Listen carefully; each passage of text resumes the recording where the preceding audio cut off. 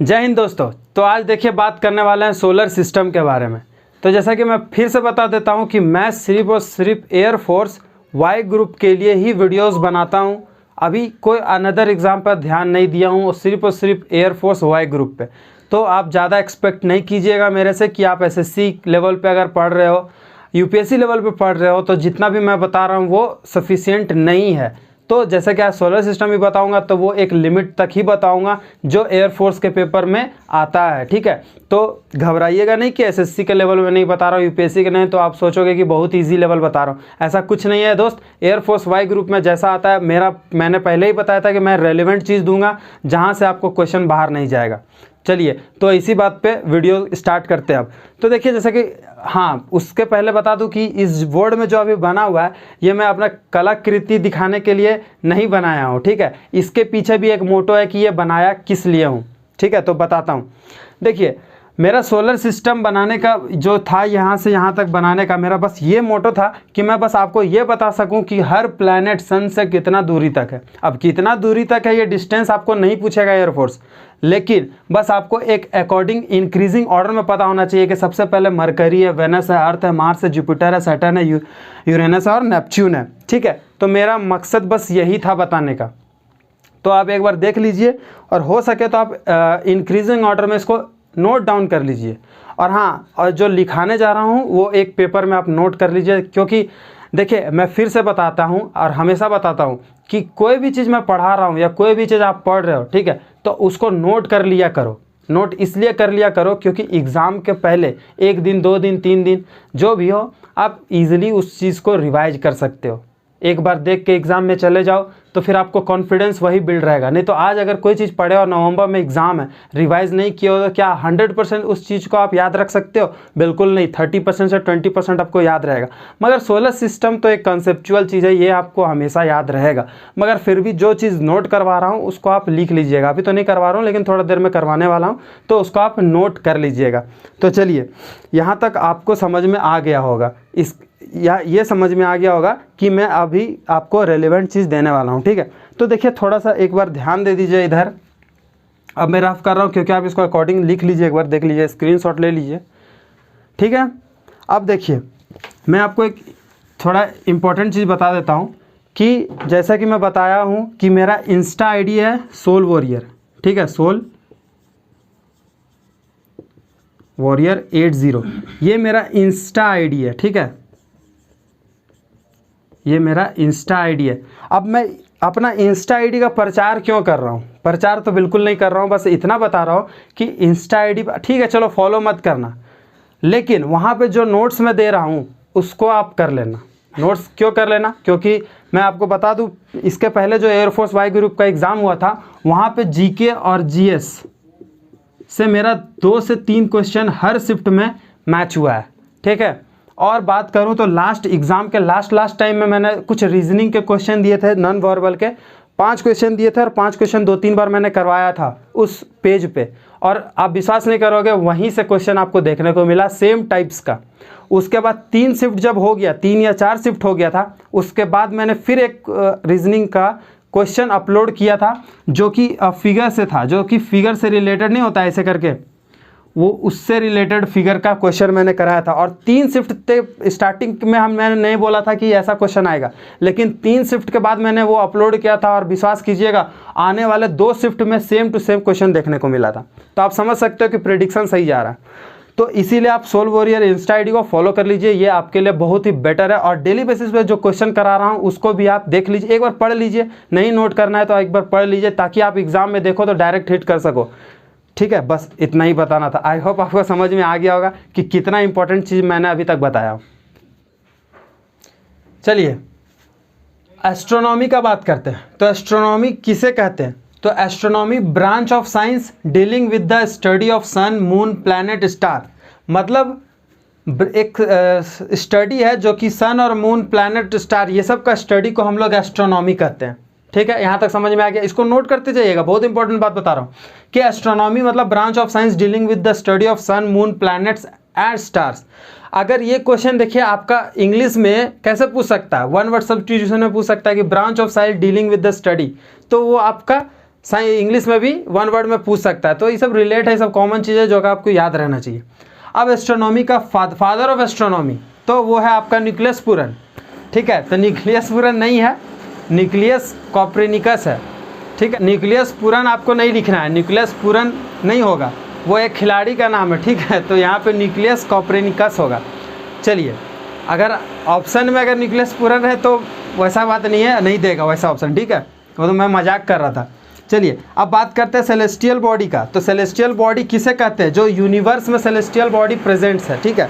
तो यूनिवर्स में जितने भी हेवनली बॉडी है, जितने भी यूनिवर्स में जितने सारे प्रेजेंट है ना, उसी को हम सेलेस्टियल बॉडी बोलते हैं। तो वो स्टार भी हो सकता है, मून भी हो सकता है, यहाँ तक कि सन भी सेलेस्टियल बॉडी है। तो all the object present in universe, तो उसको हम लोग क्या बोलते हैं? उसको हम सेलेस्टियल बॉडी कहते हैं। इसको आप नोट कर लीजिए। स्टार क्यों चमकता है? देखो स्टार क्यों चमकता है, चलिए अच्छा क्वेश्चन है, आप लोग भी थोड़ा सा दे दिएगा उस पर ध्यान कि स्टार क्यों ट्विंकल करता है ना। तो देखिए जैसे कि मान लीजिए आपका यहाँ पे स्टार है, ये स्टार है। अब क्या होगा ना कि ये स्टार, देखिए सबसे पहला बात बता दूं कि मून हो गया, स्टार हो गया, नहीं मून नहीं, अगर स्टार और सन का बात करें तो इसका ओन लाइट है, मतलब कि खुद का लाइट होता है। तो ये इसका अपना लाइट है। अगर ये लाइट अगर मान लीजिए जब आएगा तो हमारे अर्थ है, यहाँ मान लीजिए अर्थ है और ये है आपका स्टार, तो इसके बीच में कितना सारा एटमॉस्फेरिक लेयर होगा? बहुत सारा एटमॉस्फेरिक लेयर होगा, ठीक है, डेंसर लेयर्स होंगे। अब ये लेयर क्या करेगा? और इसमें कितने सारे डस्ट पार्टिकल्स भी तो होंगे, ऑक्सीजन सॉरी जो भी गैस है, मतलब आप समझने के लिए समझो कि गैस प्रेजेंट है, डस्ट प्रेजेंट है। तो इससे क्या हुआ ना कि एटमॉस्फेयर लेयर से इतना सारा क्रॉस करेगा, तो इससे क्या होगा? डेंस कभी डेंसर होगा, कभी ऊपर कभी नीचे होगा, लाइट को ऐसे होगा, ऐसे होगा, ऐसे होगा। तो यहाँ पे जो इंसान है, अर्थ में जो इंसान है, उसको क्या लगेगा कि ये ट्विंकल कर रहा है, कभी ज़्यादा कभी कम, कभी ज़्यादा कभी कम, कभी ज़्यादा कभी कम। इसी के कारण लगता है कि स्टार चमक रहा है। एक्चुअली में तो स्टार चमकता नहीं है, क्योंकि देखा जाए तो सन भी अपना देखो तो चमकता है दिन में, देखोगे उसके ध्यान से तो देखिएगा कभी कम हो रहा है यहाँ पे, मतलब देख तो नहीं पाते कॉन्स्टेंटली, लेकिन उसको भी देखोगे तो वैसा ही फील आएगा जैसा स्टार के साथ फील आता है, ठीक है। तो बस वही कारण है कि स्टार आपका ट्विंकल करता है, ठीक है। तो मेन रीज़न क्या है? Atmospheric layer. आई होप आपको समझ में आ गया होगा, समझा? चलो ठीक है, तो आप इसको नोट, तो चलिए आप नोट डाउन कर लीजिएगा, इंपॉर्टेंट है। देखिए मरकरी दिख रहा होगा, दिख रहा है ना? हाँ दिख रहा है। तो देखिए थोड़ा सा मैनेज कर लीजिएगा, यहाँ मरकरी लिखा हुआ है, ठीक है, थोड़ा प्रॉब्लम है। और हाँ, थोड़ा कंस्ट्रक्शन का जो वर्क चल रहा है आसपास में, जिसके कारण थोड़ा साउंड का भी हुआ होगा दिक्कत, तो थोड़ा उसको मैनेज कर लीजिएगा। इतना प्रॉब्लम तो आप समझ सकते हो, अपना भी प्रॉब्लम है, क्योंकि देखिए उसके कारण मैं वीडियो बनाना रोक तो नहीं सकता, है कि नहीं? वीडियो मैं तो डेली अपलोड करूँगा। अब देखिए यहाँ पे क्या, मरकरी के बारे में बात करें तो smallest and inner most planet, जैसे कि सूरज के सामने है इसीलिए इसको ऐसा कहा गया, ठीक है। सूरज के सबसे सामने है तो इसको इनर मोस्ट प्लैनेट कहा गया। और एक और बात बता दें, इनर प्लैनेट्स में ना चार, स्टार्टिंग के जो 4 प्लैनेट है वो इनर प्लैनेट्स बोलते हैं, और आउटर प्लैनेट्स इसके बाद जो जुपिटर के बाद जितने भी है ना वो सब आउटर प्लैनेट है, ठीक है। ये सब बस बेसिक कॉन्सेप्ट है, मतलब कि एक्स्ट्रा नॉलेज अब कोई पूछता नहीं है कहीं कॉम्पिटिशन में, बस इतना रहिए। Smallest and inner most planet है, चलिए ठीक है। नो सैटेलाइट, इसके पास कोई उपग्रह नहीं है, नो सैटेलाइट, मरकरी का कोई सैटेलाइट नहीं है। रिवॉल्यूशन पीरियड 88 डेज का, ठीक है, याद रखिए। देखिए ये सब इंपॉर्टेंट है कि मरकरी का रिवॉल्यूशन पीरियड कितना है, तो 88 डेज का है, स्मॉलेस्ट और इनर मोस्ट प्लैनेट है, ठीक है। अब देखिए यहाँ पे एक क्वेश्चन आपका आएगा यहाँ से, वेनस से, ठीक है, कि सूरज के सामने देखिए आपका मरकरी है और वेनस यहाँ पर है, लेकिन हॉटेस्ट प्लैनेट हम इसको बोलते हैं, हॉटेस्ट प्लैनेट किसको बोलते हैं? वेनस को। क्यों? देखिए यहाँ पे आपको लिखा हुआ hottest planet of the solar system. मैं यहाँ तक आता तब बताता, ऐसा कुछ ज़रूरी नहीं है, लेकिन यहीं से मैं बता देता हूँ। वो hottest planet of the solar system आपका आता है वेनस। मरकरी क्यों नहीं आता है? तो यहाँ से एक छोटा सा रीज़न जान लीजिए कि मरकरी के जो सराउंडिंग में क्लाउड्स है ना, जिसमें CO2 है और अनदर गैसेस है, और बहुत सारे ऐसे गैसेस हैं जो मतलब नहीं पता कि कौन सा गैसेस है, क्योंकि स्टडी अभी तक नहीं किया गया और साइंटिस्ट इसमें इंटरेस्ट दिखाते भी नहीं है, क्योंकि इसमें लाइफ ना वो इम्पॉसिबल है ही नहीं, होगा ही नहीं, तो फिर साइंटिस्ट क्यों करेगा, ठीक है। तो इसमें कार्बन डाइऑक्साइड जैसा और अनदर गैसेस है जो क्या करता है ना, सन का जो रेडिएशन है उसको एब्जॉर्ब कर लेता है, ठीक है, मगर उसको बाहर नहीं निकलने देता, स्केप करने नहीं देता, जिसके कारण एज कंपेयर टू मरकरी ये ज़्यादा गर्म होता है। चलिए आपको समझ में आ गया होगा, ये कुछ बेसिक चीज़ है बस। अब देखिए वेनस का बात करें तो वेनस को ट्विन सिस्टर ऑफ अर्थ बोला जाता है। इसको आप 100% श्योर से याद कर लीजिएगा, ये क्वेश्चन आपको पूछ सकता है कि ट्विन सिस्टर ऑफ अर्थ तो वेनस, ठीक। चलिए नोट डाउन करते रहिए, बार बार बोल रहा हूँ। उसके बाद brightest object after the sun and the moon, moon और सन के बाद यही है सबसे ज़्यादा ब्राइटेस्ट ऑब्जेक्ट। देखिएगा दिन में भी चमकता है, किसी को दिखता है किसी को नहीं दिखता है, पर देखिएगा दिन में भी ये चमकता है, वही है वेनस, ठीक है। इवनिंग स्टार भी इसी को बोलते हैं, मॉर्निंग स्टार भी बोलते हैं। देखें मॉर्निंग स्टार क्यों बोलते हैं, मॉर्निंग स्टार दिन में भी दिखता है और शाम में भी दिखता है। चलिए वेनस का यहाँ तक आपको समझ में आ गया। Rotates from east to west. अब देखिए इसको मैंने यहाँ पे क्यों नहीं लिखा, क्योंकि वेनस में ईस्ट टू वेस्ट होता है और बाकी सब में वेस्ट टू ईस्ट होता है, लेकिन एक और होता है, आप कमेंट सेक्शन में बताइएगा कि वेनस एक होता है जो ईस्ट टू वेस्ट घूमता है, एक और प्लैनेट है जो कि ईस्ट टू वेस्ट घूमता है, फिर बाकी जितने भी हैं वेस्ट टू ईस्ट घूमता है। आप कमेंट सेक्शन में बताइएगा, ठीक है। ऐसे तो मैं पिन कर दूंगा कमेंट में ऊपर में इसका आंसर, लेकिन कुछ दिन के बाद, ठीक है। चलिए hottest planet of the solar system, मैंने रीज़न भी बता दिया, तो इसको आप नोट कर सकते हैं। चलिए बढ़ते हैं आगे। तो अब बात करेंगे मार्स के बारे में। तो मार्स के बारे में देखिए क्या है कि ये सबसे पहला बात कि ये रेड प्लैनेट है, ठीक है, रेड प्लैनेट है। इसके भी कारण है वहाँ के जो गैस प्रेजेंट रहते हैं वहाँ से, उसी से रिलेटेड है, इसी के कारण ये रेड दिखता है हमें, ठीक है। उसका भी एटमॉस्फेरिक करके कुछ है, बस उतना आपको नहीं जानना, उतना डीप में अगर मैं बताऊंगा तो फिर तो 1 घंटा का वीडियो जाने वाला है और वो लेवल हाई हो जाएगा, एसएससी और यूपीएससी लेवल का हो जाएगा, ठीक है। तो वो आपको नहीं जानना है। मार्स के बारे में जितना बता रहा हूँ, जुपिटर के बारे में जितना बताऊँगा, मरकरी के बारे में, मार्स के जितना पीछे मैं बताया हूँ ना, उतना याद रखो, इनफ है, सफिशियंट है वो उतना। किसके लिए, एयरफोर्स वाई ग्रुप के लिए। फिर देखिए कंस्ट्रक्शन का आवाज़ आ रहा होगा तो आप थोड़ा सा मैनेज कर लीजिएगा।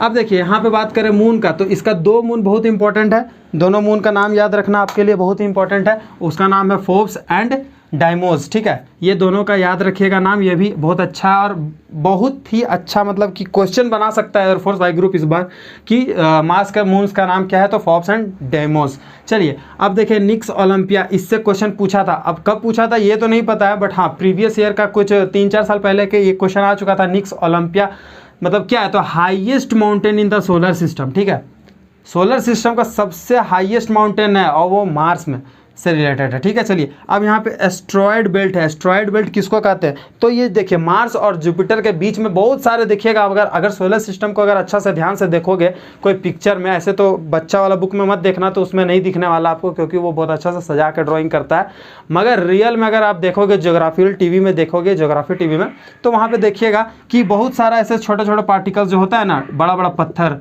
वो आपको दिखेगा इस दोनों के बीच में, तो वही है आपका एस्ट्रॉयड बेल्ट। आई होप आपको समझ में आ गया होगा। चलिए बढ़ते हैं, तो जुपिटर के बारे में बात करें तो इसका 4 मून्स है, जुपिटर में ना 4 मून्स है और चारों मून का नाम आपको याद रखना है, जो कि लो है, कोई नाम नहीं है, लो ऐसे ही रख दिया उन लोग। यूरोपा, फिर गैनीमेडी। देखिए ये जो है ना बहुत इंपॉर्टेंट है, गैनीमेडी, इसको जो भी प्रोनाउंस करो हम तो इसको गैनीमेडी बोलेंगे। अब इसका याद रखिएगा ये सबसे बड़ा मून है, largest moon in solar system का सबसे बड़ा मून है गैनीमेडी, याद रखिएगा, ये भी क्वेश्चन बनता है। फिर कैलिस्टो, ठीक है, तो 4 मून का नाम याद रखिएगा जुपिटर से, ठीक है। तो इसको स्क्रीनशॉट ले लीजिए या फिर आप वीडियो पॉज करके नोट कर लीजिए, जो आपको अच्छा लगे आप कर सकते हैं। ध्यान कहाँ है। चलिए तो अब सैटर्न से बात करते हैं, सैटर्न के बारे में कुछ जान ले। सैटर्न के बारे में देखिए फिर मैं एक बार और बता देता हूँ आपको कि इसको ना मत समझिएगा कि मैं बहुत कम बता रहा हूँ, ठीक है।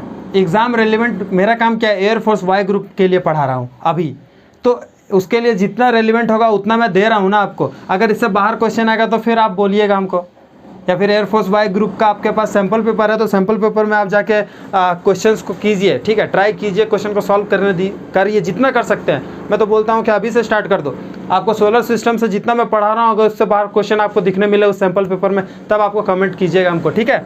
चलिए बात करते हैं सैटर्न का, तो सेकेंड लार्जेस्ट प्लैनेट है, ये तो हम इस सब जानते ही होगा, सेकंड लार्जेस्ट प्लैनेट सैटर्न है।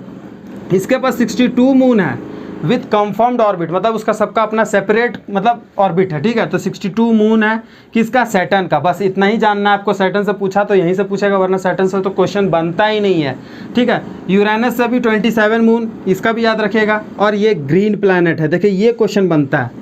ऐसा ऐसा चीज़ ना, देखिए आप कभी भी पढ़ रहे हो ना तो थोड़ा समझो कि एग्जामिनर कैसा क्वेश्चन आपको सेट कर सकता है, तो वो बहुत बहुत अच्छा लगेगा आपको पढ़ने में भी। और उसको नहीं बोलते हैं स्मार्ट वर्क, स्मार्ट स्टडी, यही सबको बोलते हैं, ठीक है। तो ग्रीन प्लैनेट, देखिए ऐसा क्वेश्चन वो यूरेनस से पूछ सकता है कि ग्रीन प्लैनेट किसको कहते हैं, फिर आपको दे देगा ऑप्शन 4 को, फिर आप बताइएगा।